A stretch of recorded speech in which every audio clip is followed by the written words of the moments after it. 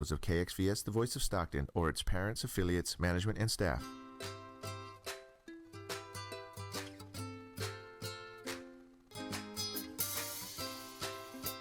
right, everybody, and welcome back to the concluding part of Live with Kimberly show. So, meeting right now, my next guest is two parents who are from Stockton, California. They are from my community, Western Ranch. I don't know how Western Ranch was like in the building this morning, but we were in the building. So I like to introduce two friends of mine in the community. We have Miss Marisol Cisneros and Sergio Chairez. Chairez. Did I say it right? Yeah, all right. I'm okay. You Yeah. get better. I'm getting better, y'all. You know, yo muy poquito español. Mucho poquito. Mucho poquito. I think that's kind of bad, eh? Yeah. So today is a very special day for us here at the Live with Kimberly show. This is concluding my fourth segment that's dedicated to survivors. This month I decided, because it was Survivors Speaks Week, the earlier part of April, so I wanted to dedicate a whole month worth of shows that segment the highlights of survivors and families who have been affected by tragedy and loss. So today we are talking with Marisol and Sergio about tragedy and how they have endured and been strong. Again, when loss hits you, it is unpredictable. Loss is indiscriminate, and loss takes time to to heal. And so, just to give a little narrow understanding, we're not going to get into all the full specifics because that's not what we do as a show. But just the narrow specifics is that Marisol and Sergio lost their son sometime in the month of April. Yes. Of 2018, unfortunately, to gun violence, and so they have been working to heal from that, to recover from that. My suspicion as a mother is that is something that is probably, words can't describe that, and how you may feel. But I admire your resiliency in healing, and admiring how you both have set the stage in supporting other mothers and families who have been affected by a similar loss. So I'm going to start with ladies first, Sergio. Ladies first. No problem. So we're going to start with Marisol, and just, we're just going to talk about it. So tell me a little bit about how you've been dealing with the loss of your son, which just happened approximately literally like a year and maybe 2 weeks ago, right? Yeah. Yeah. Yeah, well, it's hard because your family is not complete no more. And then, but you're strong because I have to be strong because I have two more kids. Mm-hmm. Losing a older son for my other two kids is hard too. We are learning, to live, and or maybe coping with the pain, and trying to do the best. Right. And I think for me is sometimes it's really really hard because it's recently right now, Right. and then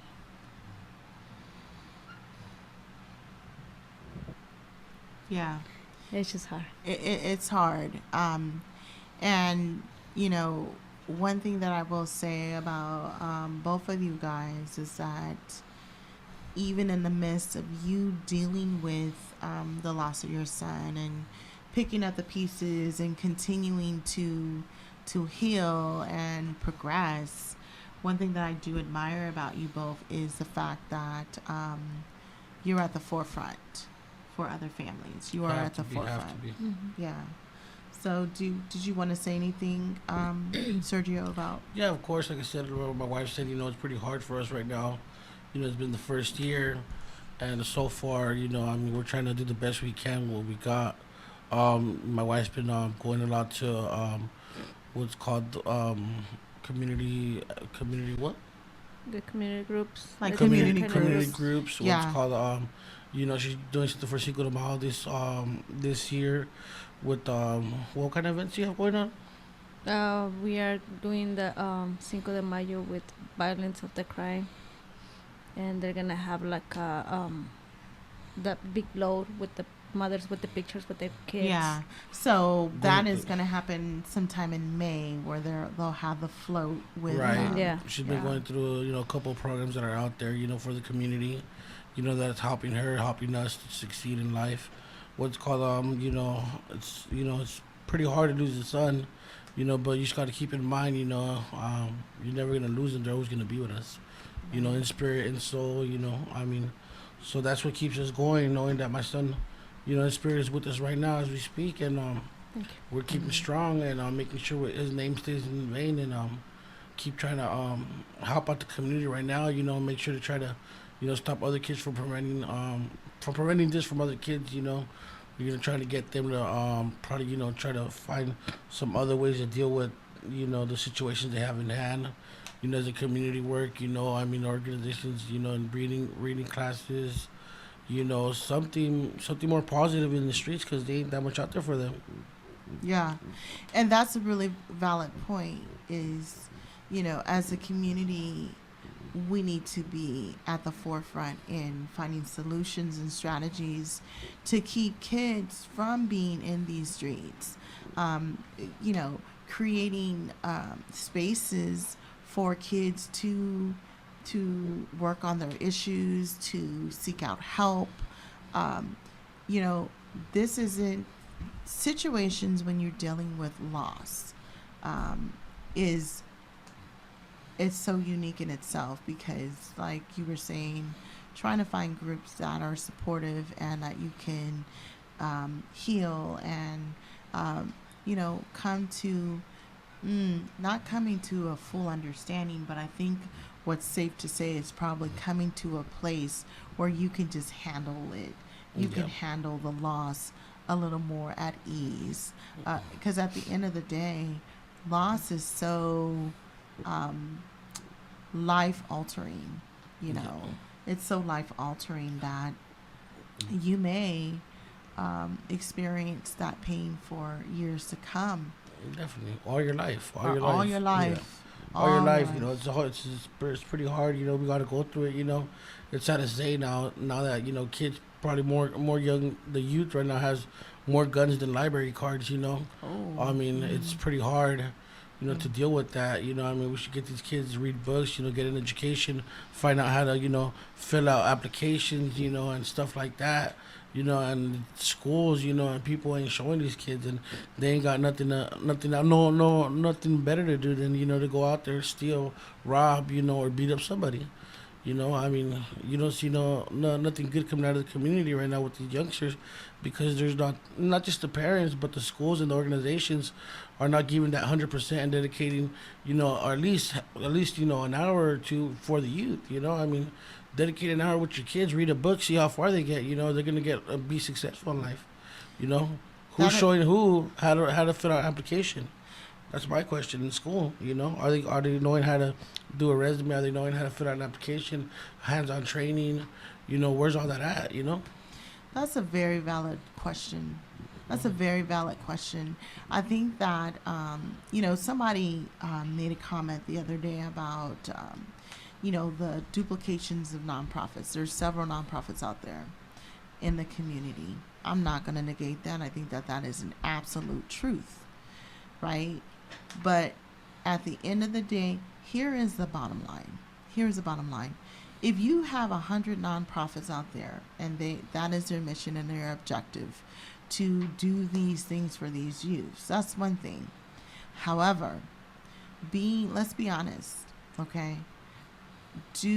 Are our nonprofits financially equipped again, financially equipped to actually pay for the services and intervention necessary? Do these nonprofits have enough volunteers to, facilitate those conversations, to show these youth how to apply for college and apply for jobs? Do we have enough boots on the ground individuals who are actually out there?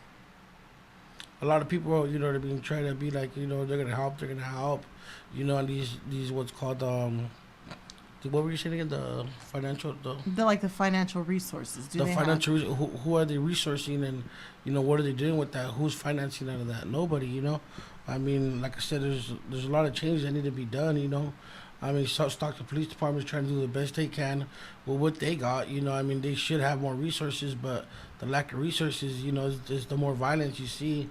I mean, right now the crime, the murder rate. I don't know what's called how many homicides we had this year, but it's a lot more than last year. I can tell you that. It spiked. It's Spiking a lot, and why?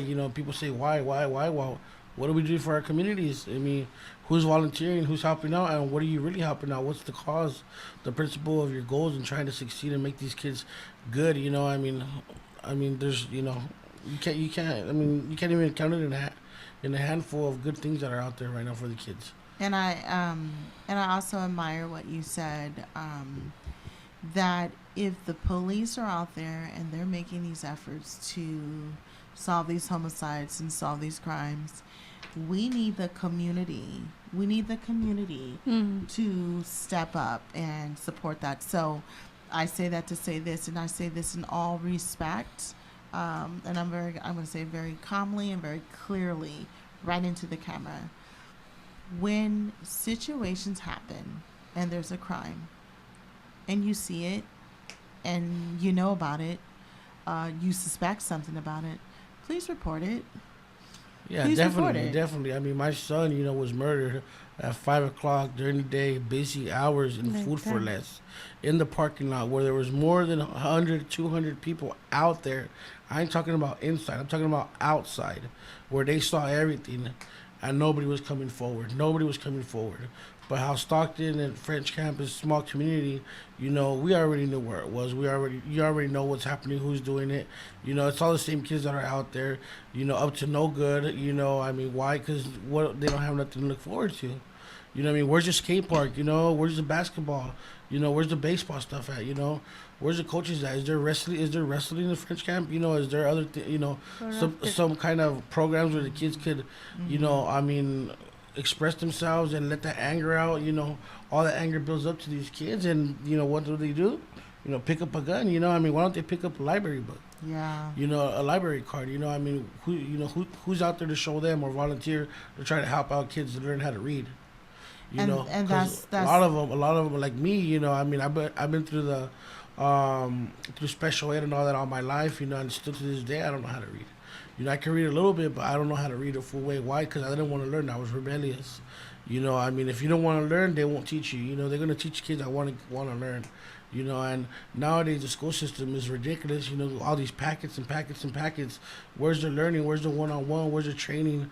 Where's all that at? I mean, back in the days in the 90s, there was a lot of that. They were focused on that, and somehow, some way, I mean, they figured it was just a waste, but not understanding what was going to be the outcome of, the youth today. I mean, the future of tomorrow. You see the little kids out there, man. What future are we going for? I think that, again, digging deeper to that element, right? So why I don't think that there's enough conversations about that. So when youth cannot read and they cannot write, what type of hope do they have? For their future. For their future. If they cannot read and they cannot write, what type of hope do they have for sustaining a job? And who's helping them? And who's helping them? And who's admitting that? You know what I mean? A lot of times, you try to keep it inside, and you don't want nobody to know. When you're in school, a teacher says, "Here, read the book," and people just shut up or they say some stupid remarks because they really don't know how to read and they don't want to look stupid. I've been through that, done that. You know what I mean? It's hard. but you kind of wipe it off. I mean, that's when we were young. Right here, right now, with the society and the youth, it's just worse than that. I mean, it's crazy. But it's life. We gotta deal with it. But right now, we gotta just stand up and help. So I was reading before the show this morning. I was reading. They had a Yahoo alert. I hate bringing up celebrities. People know I really do, but it really complements what Sergio just said, right? So the Yahoo alert was R. Kelly just announced to the court that he can't read and write. And everybody's like, oh my, what? What are you talking, what? And I'm driving, I was like, that's probably absolutely true. Yeah. Because a lot of times, like Sergio said, me being in the field, in the community, I've seen kids have full blown out tantrums, defiance and opposition. And we will label that kid till the wheels fall off. Suspend them, expel them, send them out of school, etc., etc. When you dig deep into that child and you really understand that child, you will find a significant amount of them do not know how to read and write. So if they don't know how to read and write, they don't know how to fill out an application, they don't have anything to look forward to, what do we think that child is going to be more? And I'm not saying every child is may go down this path, but what chances are that this person, this young man, this young woman is going to be a model citizen? They have nothing to offer. It's pretty bad. It's pretty bad out there. Like I said, it's pretty bad. The statistics are very, very bad, and what's called nowadays what's called with the not reading, not that, it becomes depressing. The depression. I mean, right now Absolutely. A lot of people going through depression, and it's pretty hard. Some people have it worse than others. Me, I'm bipolar schizophrenic. I had some mad episodes in my life, which, it was the most beautiful feeling and the most ugliest in my life. People that are going through that don't talk about it, don't walk about it. It's hard, but it's real. It's real. It's out there, and it's survival of the fittest. You got to be strong in order to survive. That's what helped me get through what I went through with my faith and my willing to fight and be here for my family. Is what's kept me here right now. It kept me strong and motivated to try to do more and be better in life. If not, I could have just probably been in prison already. Been in prison, or died. With the hand that I got dealt with. And that also comes with your resiliency and learning how to cope and manage emotional distress and mental health, is having a supportive wife like Umarisol, who is able to support you and love you unconditionally, and that's essential. And so when we think about some of these communities and kids and youth in the community who lack that, who do not have supportive mothers and supportive fathers and supportive spouses, like, this is a hardship. This is complex. This is an issue, and I always say this, Sergio, and I know he's a fan. He's probably not going to say it live on Kimberly, but he's a fan. He watches. We don't talk about it because we don't understand it, and we don't understand it, so we don't talk about it. Because being depressed doesn't mean that you always have to be sad. Never. You can also be depressed and be angry and defiant and oppositional, right?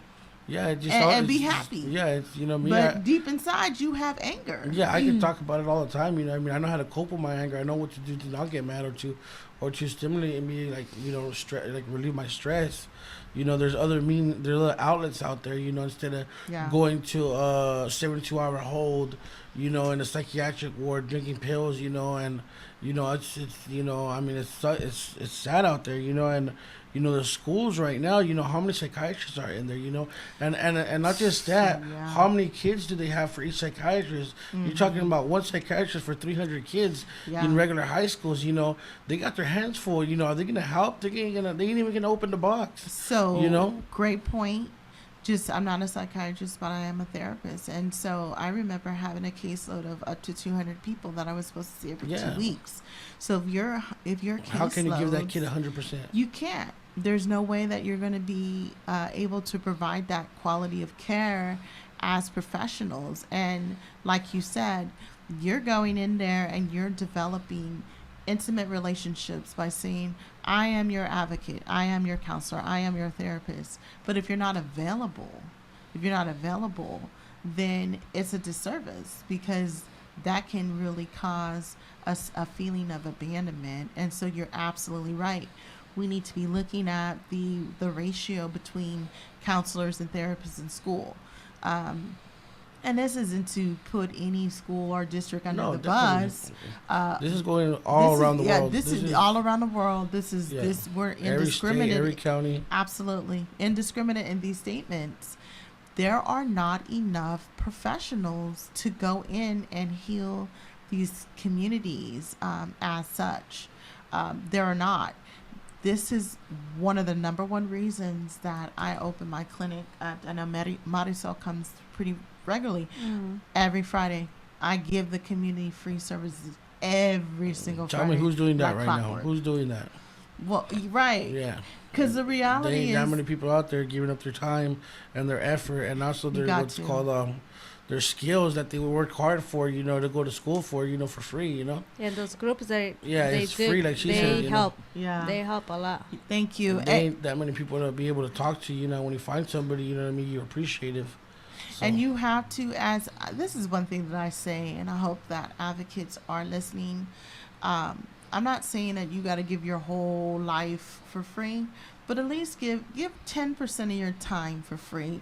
That can really shape a life. That can really help a life. And really change community. It can change community. And I think this is a great segment to kind of tell what your family is in the process of doing in order to be a champion for change. Marisol, you want to go? Because she's been over here silent. We're going to give her the mic for a few minutes. Tell us a little bit about what you guys are doing as a family to empower the community and give back.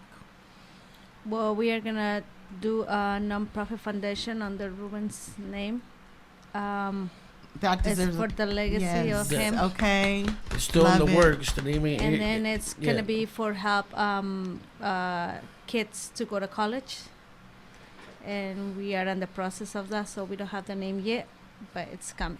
One of my son's dreams to go to college, as soon as he got out of high school and graduated, which was one of the most beautiful day of my life, which I couldn't make it for stupid little things that I did in the past. So we're going to try to get that dream for other kids that are trying to get there, succeed in life, go to college, try to get this going with this foundation and, help these kids, get that foot in, to get a degree, get something in life. The kids that are out there trying to do good, let's help these kids out, and the ones that are trying to do bad, let's help them out too, don't just keep them in the, in the under, let's try to, just help this community, it's a good community, there's good people out there, and these bad kids, they're good kids too, you see the bad side of them, but we all have bad sides. They just need help. They just need help. They need, a role model sometimes.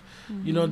They need guidance, and that's something that we need to be out there to try to help, and try to push that more to succeed in life. All the community leaders, the staff, the police department, the fire department, everybody needs to get together, try to find out a way where we could all team up and help out this youth. This just really, really, really warmed my heart this morning. Marisol and Sergio, the viewers, everyone who's tuning in and listening. This is what they just said is the epitome and full description of turning your pain into power. Yeah. Taking a tragedy and a loss and using that energy not to, and don't get me wrong, because again, everybody is going to grieve in their own way, right? There's nobody who grieves in the same way. This is a great indication of two parents who have lost their son in a very tragic way, and they are turning their pain into power by empowering youth in the community to not go down that path, to not, feel as if their only solution is to turn to violence, to support and empower and inspire youth in our community to know that they can fulfill their dreams of going to college and, This foundation will continue to carry your son's legacy from today into the end of this lifetime. And you guys, We I hope. commend you. I commend you Thank you. because a lot of times this does not happen. And, you know, you guys need to be very, I'm very proud of you both. Yeah, only the Thank you. strong survive. You know what I mean? We got to be strong with this.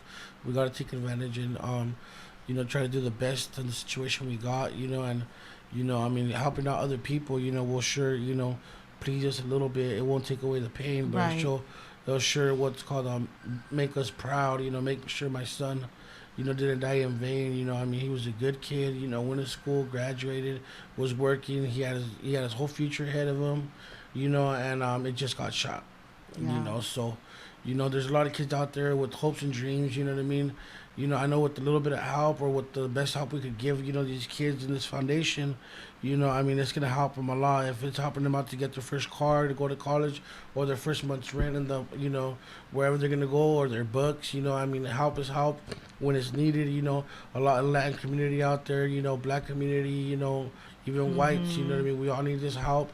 You know, I mean, if the kids are putting in the effort, putting in the time, you know, why shouldn't they get the help? You know, I mean, Right. there should be more organizations helping them out, you know, and it ain't, you know, it's pretty sad. But also help out the kids that ain't going over there, you know, and they got no good, you know, help them out. Like I said, there's preventative things, you know, try to look at that later on in the future. Right now is just thinking positive and trying to, you know, keep our head straight and making something out of nothing, you know. Absolutely. Well, very, very well said. I think that, again, it's really about putting in those resources and being in the trenches with our youth and being where they're at. You know, I think sometimes there's this stigma about who may get shot, who gets shot, who doesn't get shot. Definitely. It is indiscriminate. It is Especially in indiscriminate. Stockton. Well, yeah. And look at cities like Chicago and like Chicago. Oakland. Yeah. Innocent children are being victims of just being at the wrong place at the wrong time. Definitely. There was a young woman at a phone store. She was getting her son had got like an honor roll or somewhere. This was in Chicago. She went to go get her child a phone. Not minding her own business, going to reward her child, and she was struck by a stray bullet and shot dead at the phone station, store, whatever in Chicago. The violence has to stop. We have to really start addressing what is going on in our community. And, you know, again, you know, a lot of times people say, okay, well, they caught the assailant or the suspect. Well, victory is A served. lot of times they don't. But a lot of times they don't. But when they do, Yes. I always say, I say, what went on with that person? What is going on in their mind psychologically and emotionally for them to do these things? You know, what is distorted in their frame of thinking? And a lot of these kids, it's sad to What- say that what they is- come what's they going come on? with they come from good families, you know what I mean, with parents, you know, that care for them and give them everything, and they still come out to pick up that gun and try to think they're all bad and be gangbangers, you know. And there's a lot of kids out here that don't have parents, don't have mothers or fathers, you know, out here doing the same thing, but you know what I mean, or other people trying to survive, trying to go to college without their parents, you know what I mean. These kids, you know, you take them out, you know, they grow up, they play football, little league, all this, and next thing you know, they become killers. And why is so? Where's the confusion? Where do they mess up at? Yeah. You know, where's the attention that they wanted? You know, that they didn't have and they wanted, now they got it. You know, I mean, it's bad attention to get, but where does it come from?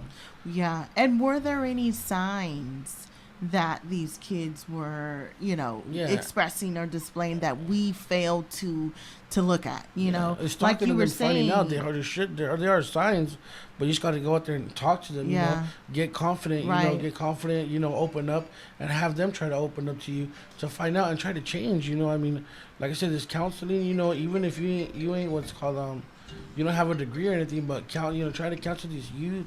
You know, to try to succeed in life. You know, there's a lot of help. You know, I mean, just talking to them. You know, they could express themselves. It'll help them to be better. You know, I guess. You know, I don't know. For me, as a parent, one thing that I always emphasize is like when I take my kids to school, when we're driving to school, I always have that conversation. I'll have the radio playing. I talk to them, Nico, how's school? How's your homework? How's your teachers? How's your friends? You know, Lanai, X, Y, and Z, 1, 2, 3. I try to spend time with my kids too, at the dinner table or just talking. Talking goes a long way, and I think that unfortunately, like maybe in our generations with our parents, we had family dinners, we were being talked to. I think that we have gone to become a society where everybody's just like in the Facebook and in the Instagram. Yeah, and, no. like we're not talking. And if we're not talking to our kids, if we're not talking to our youth, guess what is talking to our youth? The streets are talking to our youth. The music and some of the things that are being said in the music industry. Not just that, the little mental mind that works like clockwork. You know what I mean? So what should I do? Should I do this? Should I do that? Yeah, shaping our consciousness for our kids. Yeah. That starts at home. That starts with the parents. But there are times that parents aren't there, like Ruben said. I mean the work. Like Sergio said. And it's sad, but like I said, I mean, I was there for my son. My son had everything. My wife was there for him. He had a good family. And he had a good route. I mean, he wasn't no thug out there in the streets. He was a young man that was working every day. That was trying to survive, trying to be somebody in graduated life. from school. Yeah, I mean, and so he had a lot of dreams and he had a lot of things looking forward to him. I mean, at the end of the day, I know that I did my job as a father. I made a man out of him. And right now, he would have been a strong man, and he would have been a very successful person in life. I mean, it sucks that his life got cut short. But, I got my other son out there that, I've got to fight for too as well. And my son, I'm never going to lose him. When they say, you lost a son, I never lose him. He's with my mind every day I wake up. When I go to sleep, he's with you. In my mind, in my soul, he's going to be with me in the picture. So that's what I have looking forward to with him. And, I was blessed to have him these 18 years. And it was a privilege, and I was honored to have him. He's a very good kid, It's sad, it hurts sometimes. Even right now that I'm talking about it, it opens up that wound again. Right. That makes me feel like it happened yesterday. Right. But you got to be strong. You got to be strong. The oldest strong surviving. I mean, we got to take it up. Head front. And just keep on trucking, like you say. And that's a good topic to talk about, safe spaces. Safe spaces where families can talk about that. And so I know for my clinic, right now we do Coffee with Kimberly on Fridays, which is a predominantly female group. Based on a conversation that I had with Sergio, he really helped me as a professional understand that we also need safe spaces for men. And so starting the month of May, thank you very much. And I think I'm going to help Sergio co-facilitate a couple groups. We're going to try to do the best we can in life to succeed. I mean, I'm willing to, help out, do whatever I can, try to help with, not just my Latin community, Black, Mexican, I mean, Chinese, anybody that wants to be out there, and don't talk about it. I want to talk about it. Yep. We're here, what I mean? Yep. I'm willing to, be able to try to do whatever I can in my power to try to cope with this and, try to make people strong, or at least talk with the people, let them vent. Right. That's what we need in life, keeping it inside, will push you to this dark place that you don't want to be in because it takes you, very dark, Right. So we will be starting a men's group that is a safe healing and recovery group for men who have been victimized. Look forward to that. Right. And turning their pain into power, because sometimes men are not provided that same process for like women. When we have an issue, like say for instance, we're so stubborn. Yeah. We're like, no, I don't need it. Right. But when the women in our group, we have a field trip.